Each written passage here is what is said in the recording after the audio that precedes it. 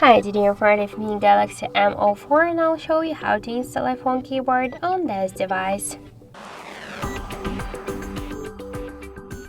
So first we should open the Play Store and in the search bar we should just enter the name of the app, the green Apple keyboard. And now we should get this application, that's why tap to install and wait a couple of seconds.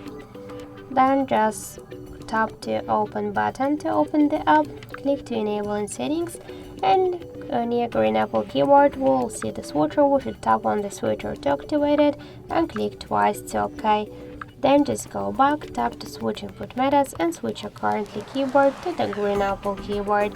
So just you are all set.